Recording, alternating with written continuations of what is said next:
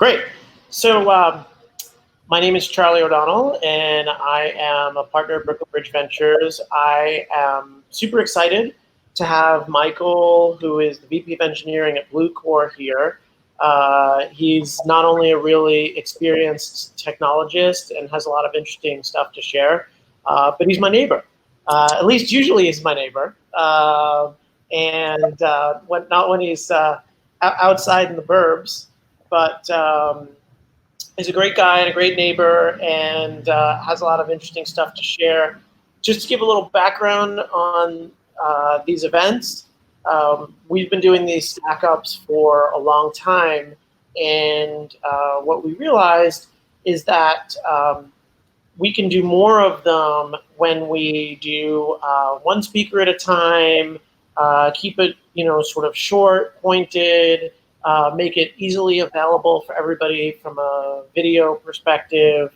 And it's really meant to be an information sharing session for folks who are doing the same kind of thing that the speaker is doing. So especially these days where there aren't a lot of events going on, you don't have as much opportunity to sort of interact with new folks who are working on the same technology that you might be working on. We thought these would be a great way to do some sharing. So, Michael, I will leave it up to you and get out of your way here. Nice. Thanks, everybody. Looking forward to getting started. I do miss the city. I have a 3 and a 5-year-old, and the 1,000 square foot apartment was a little bit too much for us to be locked in. And I didn't want to keep Charlie up at night with all of the jumping and yelling and screaming that goes along. I am the VP of Engineering at Bluecore. We are a software as a service company. I'll talk a little bit about that and what we do, because that is very important for our stack and our technology choices. I started relatively recently, January 2020, so been about 6 months now. I had known the company for a very long time. Mahmoud, who is one of the co-founders, and I are neighborhood friends. And I've had the interesting opportunity of seeing this company grow from a Techstars incubator in 2015, which is when it started. I first heard about it in 2015, up to this very successful company of what it is now, and I'm happy to be a part of that. Previously, I served as the chief architect and later head of engineering for Namely, which is an HR software as a service company. I was also at Uber for a few years on the observability team there, and had spent many years at Getty Images, both as a principal engineer and a director of engineering, which is a very large photo and video agency. Bluecore is basically summarizes as email marketing. However, I like to call it a data science as a service company. What we do is help large-scale e-commerce retailers better engage with their existing customer base. So we don't do advertising, we don't do ad tech, we don't spam. We are about helping companies engage with their existing audiences through highly personalized experiences. Currently focused on email. However, we are getting into site-based recommendations as a service and looking to explore different multi-channel outlets as we grow and cater to the needs of our customers. It was founded in 2013, so relatively young for a company, and we just did a Series D to help accelerate our growth. From an engineering standpoint, we are 70 engineers total. 20 of those are in India that are responsible for one of our product areas. And then the other 50 are here in the United States, focused on our data science, as well as our product infrastructure and product support. The company started in 2013, and I think what's interesting about Bluecore is that it went all in with GCP. Specifically, it started with App Engine, which was Google's effectively platform as a service. Very kind of ivory tower, walled garden experience for how you develop apps. Sandboxed environment, meaning that you could only do certain specific things, and it integrated a lot of Google tools like its NoSQL Datastore database, its search products, all in one environment. There was a lot of back and forth on what language the founding team wanted to do. They had worked with a variety of languages before, were thinking about doing it with Java, ultimately chose Python just so that they could kind of get started. And as they were looking for people to help them out, there's some of the people that they know that they wanted to bring along were strong in Python. So they just said, like, let's do Python. And the interesting thing I think about this decision and other technology decisions is what seems easy and trivial or just simple at the start has very long-lasting impacts, right? And when you accelerate to 2020 and we are and continue to kind of use Python, it has some interesting kind of choices on what that means for engineering and development. Another interesting aspect that kind of led to App Engine was that they just didn't want to deal with infra.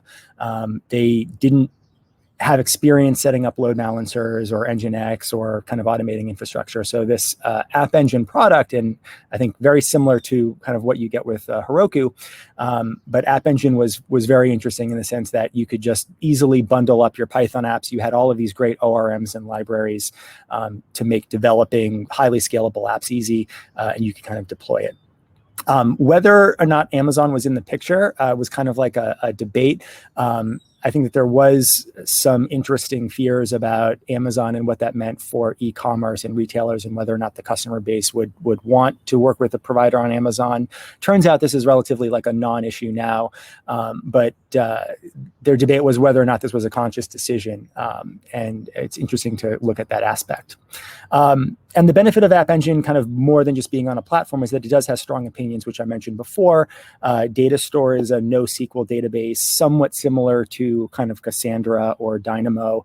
It has built-in search. You had a lot of triggers on data updates that were available. It had a PubSub implementation, and it allowed Bluecore as a company to grow for many years without any infrastructure help. I'm actually kind of amazed that it never really had an official DevOps or SRE or infrastructure team because it just had doubled down on App Engine. In 2016, as the company kind of hit the next phase of growth, there were some interesting developments in the technology choices. So one was a very heavy use and a conscious decision to go with BigQuery.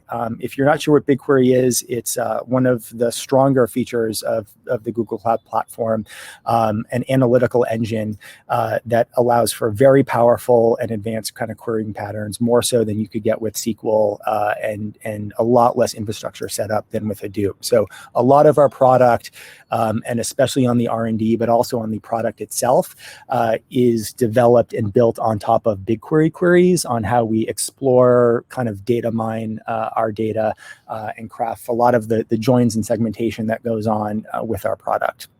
We also started to introduce Go.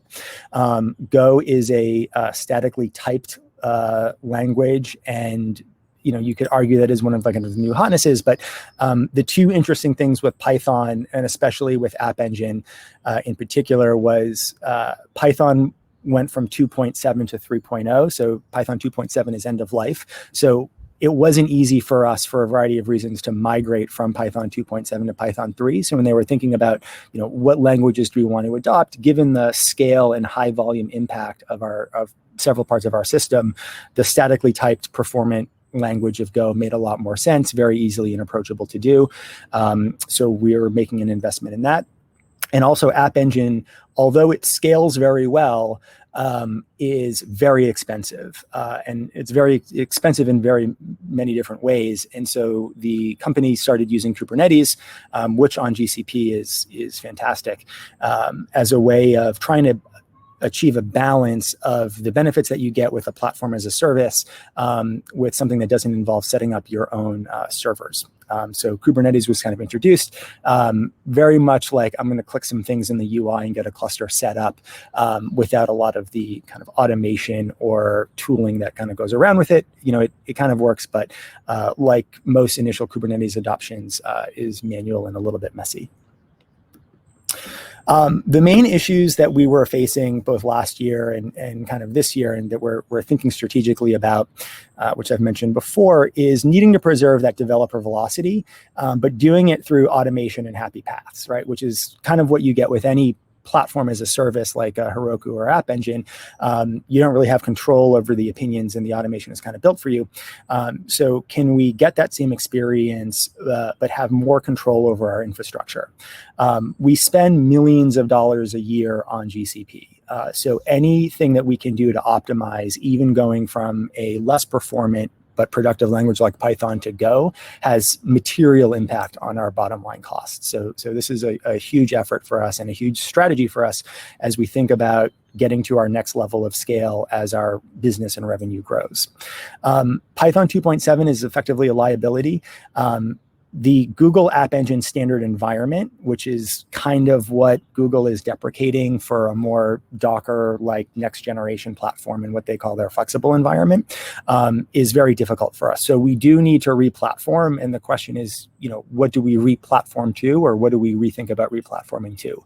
Unfortunately, with App Engine, because a lot of that platform is based on ORMs that they provided, and those ORMs don't work outside of the standard environment, a simple lift and shift is not really trivial for us. So when we think about how do we want to approach this, and we do take it on a case-by-case basis, sometimes it is a 2.7 migration where we're just focus on changing the App Engine ORM so that we can run things on Kubernetes. Sometimes it is a let's rewrite this in Go for scale and efficiency. So we take it kind of ad hoc, but the standard environment has been very problematic. And lastly, Datastore, which is great for scale and facilitated a lot of developer experience and a lot of opportunity for us. It has a pay per request model. And when you don't do a lot of requests, it's kind of fine. But when you do hundreds of millions of requests per day, simple changes like accessing the data store in an additional way can have a material impact on your day-to-day costs. So this has shaped a lot of our architecture in the sense that instead of migrating from Datastore to something else, we put a lot of like Memcache or Redis layers on top of Datastore to impact the hit. But this is something that we've been working around with, and we need to think about how do we address kind of moving forward and developing an expertise in those tools to deal with it. For kind of volume comparison, we do hundreds of millions of incoming events per day. This helps us analyze user behavior that drives our recommendations. And then we send tens of millions of emails per day, which has been ramping up a lot, as there's been more online traffic because of the pandemic, and a lot of retailers are shifting to online growth. Those numbers are really hitting where we're seeing Black Friday, Cyber Monday numbers of last year, this year. Right now, and that's going to increase as we get going up. So thinking about how we want to tackle this is extremely important for us. The main choices that we're making, just to kind of drive forward, I just want to keep an eye on time. Perfect. The main choices that we're kind of making is really doubling down on Kubernetes. Personally, I'm iffy on serverless at our size. I think that it does have its place for certain things, but going all in on serverless, I think that the cost and pay model and the architecture paradigms of it just kind of quite aren't there for us. I've had a lot of experience with Kubernetes, namely in my previous job, and I think investing in Kubernetes as a platform is essential, right? Out of box, it's fairly bare bones, but once you start adding things like service scaffolding and templating to make onboarding services to Kubernetes easier, thinking about what you want to automate in terms of your deployment pipelines and progressive delivery. We've used Spinnaker before, really good tool. We're currently looking at Argo. We use Circle CI for our CI kind of portion of it, and been exploring how do we translate that into the continuous delivery portion as we look to automate more on Kubernetes and make onboarding and managing that easier. Policy enforcement and best practices are also really important. And this is kind of another leverage that we get where preemptible instances, also AWS has their spot instances. These are very low cost extra compute capacity that you can buy at a discount where you can architect your systems for this. And a lot of our systems are kind of can possibly run on preemptible instances, and thinking about how do we get Kubernetes node pooling on preemptible instances are going to be very advantageous for us as we think about our architecture and think about how we scale in terms of cost. And then networking as well. We do a lot of inputs and outputs on the networking side. So thinking about opportunities to shape network traffic, keeping things within the same region, within the same zone are going to be very advantageous for us in the future. That will help.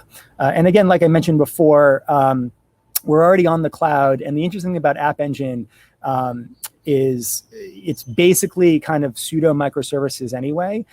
So sometimes we can lift and shift. Sometimes we do want to rewrite where we want to switch from Python to Go, or the effort of doing a lift and shift just isn't there for us. So we want to approach this, programmatically in a very pragmatic way and in a very isolated way as we look to leverage and have more control of our compute infrastructure and have those opportunities for buying discount compute and shaping our architecture and our product to improve our overall gross margins.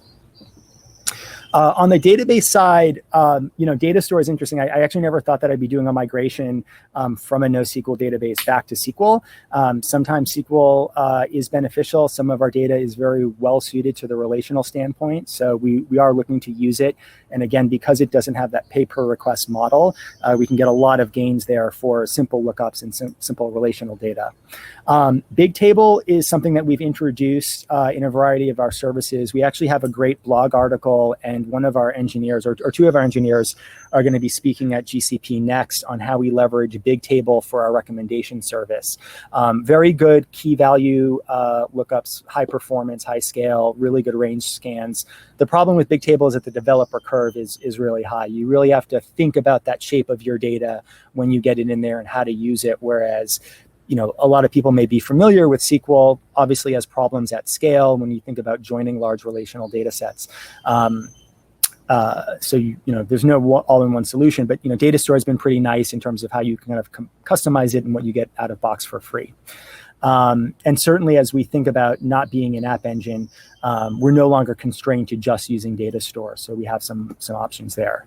Again, I've mentioned this before, Redis Memcache, usually standard parts of any sizable infrastructure. We've been using it to buffer into Datastore, which doesn't really have great performance characteristics. And again, to shield some of those pay per usage requests, keeping our options open, and the fact that a lot of our product is leveraged on BigQuery for kind of doing the reads and selects. We have a lot of flexibility as to what that means under the hood, and as we think about how do we hydrate our various databases. Surprisingly, no Kafka. We've used App Engine task queues that have worked really well for us for kind of fanning out and distributing our work, and we've been transitioning that to PubSub. Very similar topic subscription model, works well, doesn't have the replay capabilities or the kind of open source ecosystem that Kafka has with it, but we're using BigQuery, so the PubSub to BigQuery works very well for us. And again, using BigQuery on the analytics side has been very helpful there. We'll probably introduce Kafka when we're ready, when there's a real need for it, but so far there hasn't been a compelling use case to introduce it into our infrastructure, kind of given where we're at. Other parts of the stack that I want to cover before I jump into the last 10 minutes of Q&A.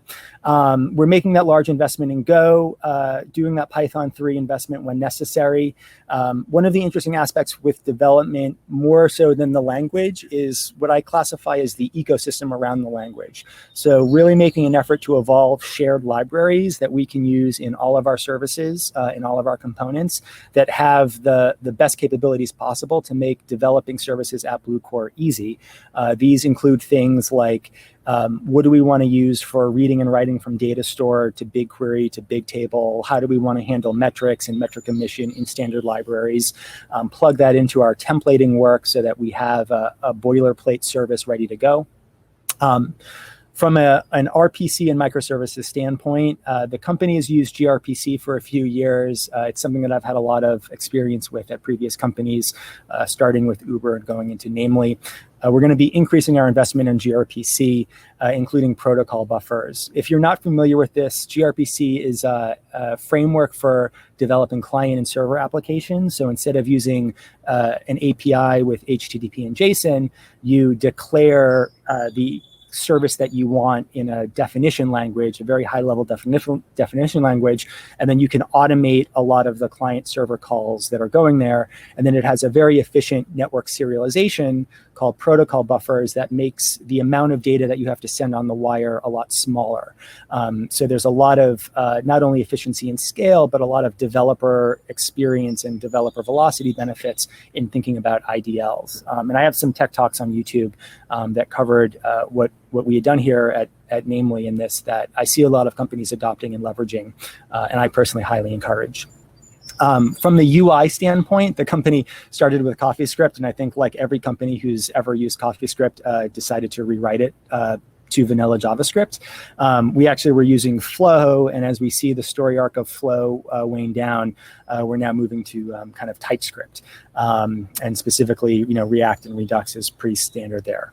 Other highlights are Airflow, which is kind of a lot of what our ETL data transform processing are doing. It's how we kind of hydrate big table from databases. We do a lot of analysis on our BigQuery calls to kind of optimize our models and recommendation engine.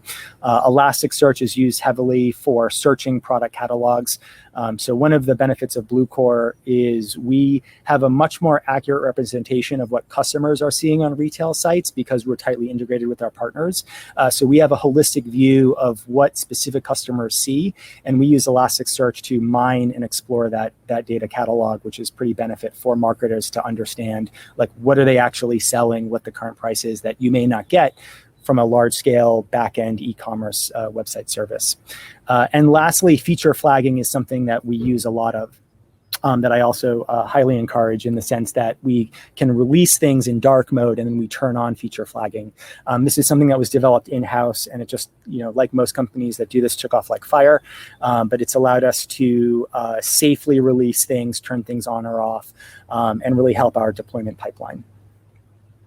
Cool. So I did want to leave some time for Q&A. I know that there was a lot that I went over kind of really quickly, but I'd love to hit some highlights if anybody has any questions.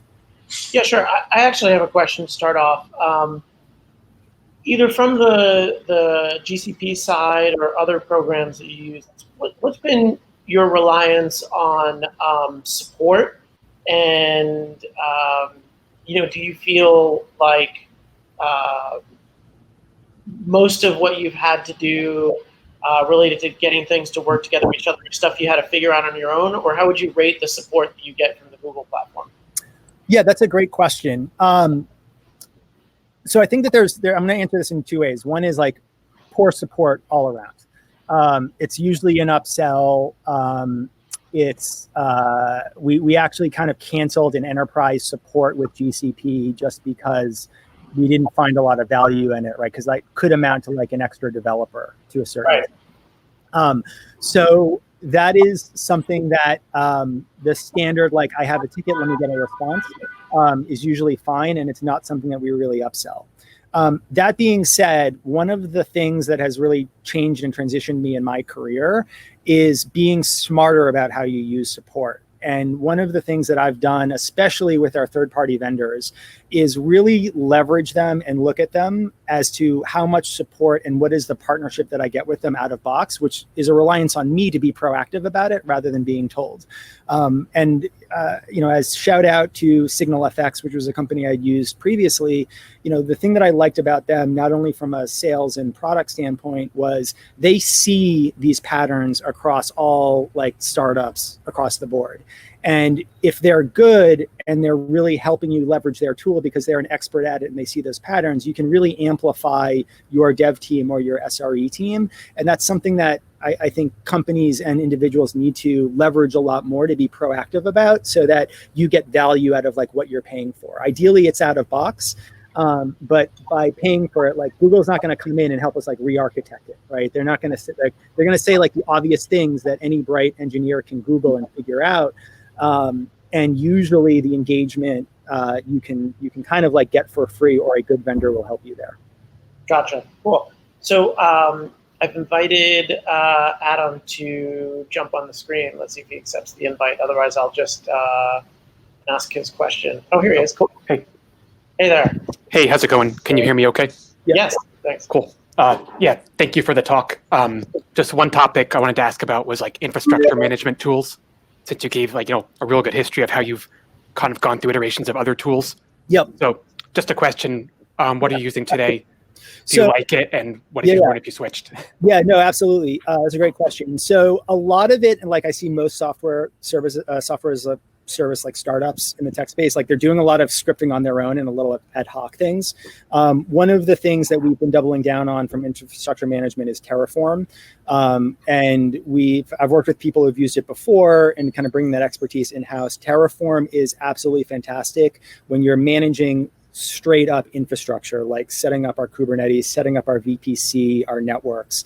One of the things that I love about Kubernetes, specifically Google Kubernetes Engine on GCP, that we are really doubling down on and transitioning to, is the automation that you get on Google infrastructure through Kubernetes. There's two components to this. One is called Config Connector.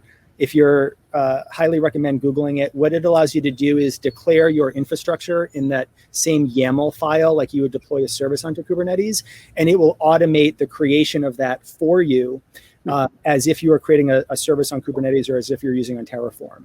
It means that developers can keep all of their code in the same repo in one place, and really makes transitioning from one environment to another and the learning curve of managing infrastructure a lot easier. And there's some other benefits in that ecosystem on how you manage service accounts and security that go into there.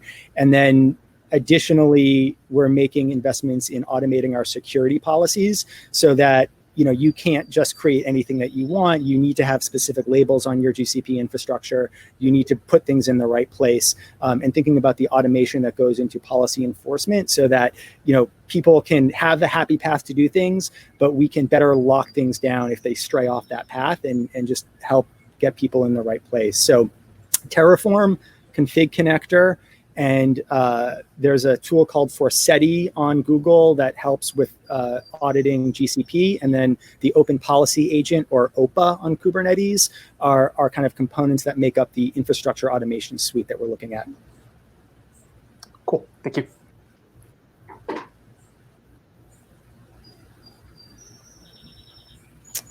I think you're muted. I can't hear you at all, Charlie.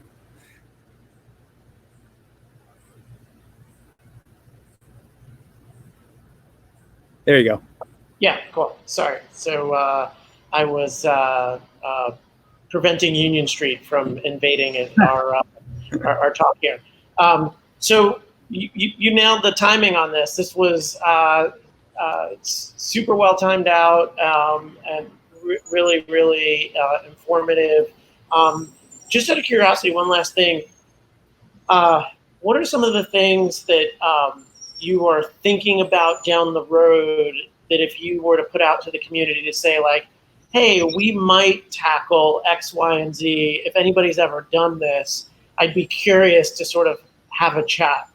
Yeah, that's great. And, along the chat lines, feel free to reach out to me on Twitter or LinkedIn. I'm very happy to network and share.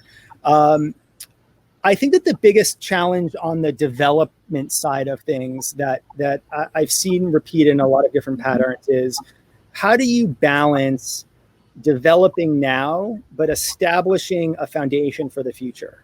Because as you're iterating pretty quickly, right, you do want to get things out, you do want to be agile, but you don't want to code yourself into a corner, and you don't want to kind of have your short-term sacrifice your long-term.